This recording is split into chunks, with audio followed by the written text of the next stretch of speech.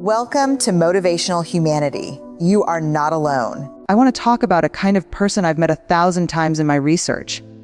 And honestly, I see them every time I look in the mirror. They walk into a room, and within seconds, something shifts inside them. Nobody's fighting, nobody's crying. On the surface, everything looks just fine. But their nervous system has already done a full scan. An averted glance. A smile that's working a little too hard. A sentence that sounds perfectly normal, but carries this invisible weight underneath it. Most people call that a superpower. And I get why. It looks like a gift. But here's what I've learned from years of research, and from living it myself. That kind of awareness doesn't come with an off switch. You can't just be at a dinner party. You're also cataloging it, dissecting it, taking it home at midnight, and replaying it like a film you can't stop watching. You can turn 1 3-second silence into an entire universe of meaning. And that is exhausting in a way that's really hard to explain to people who don't live it. So today, I want to sit with this. I want to talk about what it actually means to be someone who sees too much. Where it comes from, how it shows up, and most importantly, how you stop letting it swallow you whole. Because this doesn't just appear out of nowhere. Researchers have identified 2 distinct paths that lead here. The first is biological. Some people are simply born with what scientists call sensory processing sensitivity. Their nervous system is wired differently from the start, like an ultra-fine filter that absorbs everything at a higher intensity than most people ever experience. The world, for them, always arrives in high resolution. The second path, and this one hits close to home for so many people I've talked to, is what neuroscientists call hypervigilance. And it doesn't come from a lab, it comes from a childhood. Imagine growing up in a house where the emotional weather changed without warning, where you couldn't just be a kid. You had to become a radar system. You memorized the sound of tires in the driveway. Was Dad calm tonight or not? You learned to read the slam of a kitchen cabinet like a weather forecast. You knew with terrifying precision exactly when to walk into the living room and smile, and exactly when to disappear. Nobody taught you that. Your nervous system figured it out on its own. Your amygdala, your brain's alarm system, learned one central truth very early: this place is not safe. Keep scanning. And over time, that survival strategy became your identity. Here's what breaks my heart about that. So many of these people grow up and look back at themselves and think, what is wrong with me? Why can't I just stop overthinking? Nothing is wrong with you. You built a shield that kept you safe. The problem is, the shield never came off. So what does that look like in real adult life? Let me walk you through it. The first sign is living in constant analysis mode. And I mean constant. Someone else gets a Slack message from their boss that says, "Come see me for a minute later." They think, okay, meeting. But for this person, that message lands differently. Something in the wording feels slightly off. A little too neutral. A little too brief. And within seconds, the mind is running, did I do something wrong? Are they upset with me? What did I miss? They don't just hear words. They hear the 3-second pause before a compliment. They notice a micro shift in someone's breathing, their brain's default mode network. The system responsible for self-reflection runs almost continuously. While half of them is holding a coffee cup and nodding along, the other half is quietly taking notes on everything. And at the end of a day where nothing bad happened, they are bone tired. Because their brain just ran a marathon that nobody else could see. The second sign is hyper self-awareness. And this one is particularly cruel. We all have metacognition, the ability to think about our own thinking. But for overly aware people, it becomes a loop that never closes. An emotion shows up, and instead of just feeling it, they immediately audit it. They feel sad on a Tuesday afternoon. And rather than just letting that sadness exist, they cross-examine it. Why am I sad? Does this even make sense? I have a good job. I should be grateful.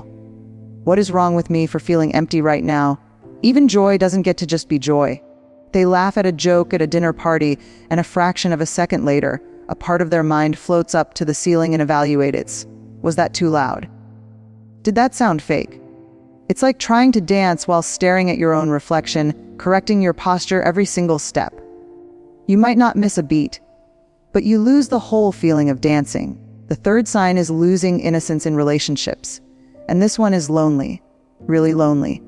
When you can see the backstage of human behavior, you can't unsee it. You watch a coworker bring you coffee and praise your project. And instead of just receiving that warmth, your brain quietly starts searching for the motive. What do they need from me? What's coming? You understand, at a deep, almost cellular level, that kindness sometimes has conditions. That confidence can be a curtain hiding fear. That an apology is sometimes just conflict management, not genuine accountability. I'm not saying these people become cynical. They don't. They become careful. And that carefulness costs something real. A compliment always seems to have layers. A promise sounds fragile before it's even finished being made. They can sit in a room full of people and feel completely alone, because no one else seems to be seeing what they're seeing. The fourth sign is empathy that never clocks out. For most people, empathy is something you turn toward someone when they need it. For overly aware people, it's not a skill. It's a state. It's always running. They walk into a meeting and, before a single word is spoken, they can feel the tension between two coworkers in the room. They sit next to a stranger on the bus whose leg is bouncing with anxious energy, and suddenly their own heart rate climbs. A friend tells them about a painful divorce, and 3 days later, that grief is still sitting in their chest like it belongs there. Mirror neurons, the neural systems that help us feel what others feel, are working overtime in these people. They don't just understand someone's pain, they absorb it. They carry it home. And here's the thing about being the person who always understands everyone else. Very few people think to ask if you're okay. You become the emotional safe harbor for everyone around you. And at the end of the day, you are full, but not with anything that belongs to you. The fifth sign is when all of that awareness moves into the body. Science calls this interoception, our ability to sense what's happening inside us physically. And in overly aware people, this system is exquisitely sensitive. They drink an espresso. Their heart beats a little faster. For most people, that's just alertness. But for their nervous system, the brain reads that faster heartbeat and immediately cross-references it. Fast heartbeat could be danger. Prepare. And just like that, a completely ordinary physical sensation becomes a threat signal. Cortisol releases. The body responds. The sensations intensify, and the loop keeps feeding itself. They feel restless and on edge even when everything around them is perfectly fine, because their body has been speaking the language of emergency for so long, it doesn't always know how to say anything else. And then comes the final piece, the one I think is most important to name. When all of those signals, emotional, relational, physical, become too much to hold, the mind finds a strategy. It starts trying to control everything it can see coming. Not in a domineering way, in a quiet, internal way, built on one core belief: if I can predict every possible painful outcome, I won't be blindsided by it. So they run simulations constantly. What if this person pulls away? What if everything I've built disappears? If the worst happens, how do I need to respond so I don't fall apart completely? They call this analysis paralysis in psychology, and it is exactly what it sounds like, being so consumed by every possible version of the future that the present moment just slips away. The cruelest irony, in trying to protect themselves from pain, they step outside their own lives. They stop living and start managing. Protection replaces presence. And they end up exhausted, not from anything that actually happened, but from guarding against things that haven't. So what do? You can't just turn this off. Asking an overly aware person to stop noticing things is like asking someone with perfect vision to choose to go blurry. That's not the goal. The goal is to stop carrying everything you see. The people I've watched move through this, and move beyond it, tend to come back to 3 things. First, not every silence is a message meant for you.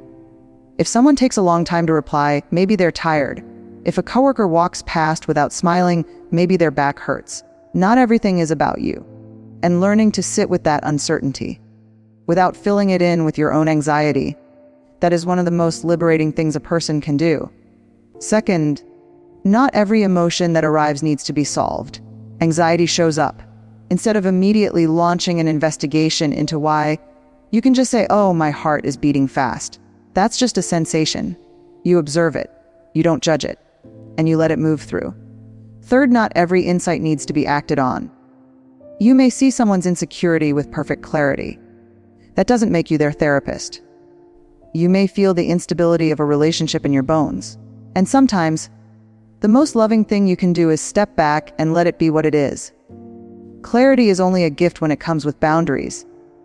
Knowing what is yours to hold and what belongs to the world to figure out on its own.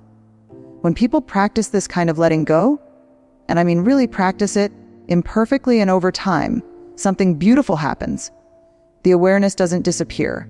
It matures. They still read a room with extraordinary depth, but they're no longer pulled under by it. They still feel things intensely, but they're no longer imprisoned by what they feel. They move from using their awareness to predict, to using it to be present. They move from fear to curiosity, and life gets lighter. Not because people get simpler. Not because the world stops being complicated. God knows it doesn't. Life gets lighter because they stop trying to carry every unsolved equation at the same time. They can't turn off the light in their mind, but they can change what it's for. They can turn it from a laser that exposes every crack in the wall into a candle, warm enough to understand human fragility, and gentle enough finally to turn toward themselves. These are the deep feelers, the quiet observers, the ones sitting in the corner at parties, not because they're disinterested, but because they're taking everything in. If you see yourself in any of this, if you recognized yourself somewhere in these words, I want you to hear this: your depth is not a disorder.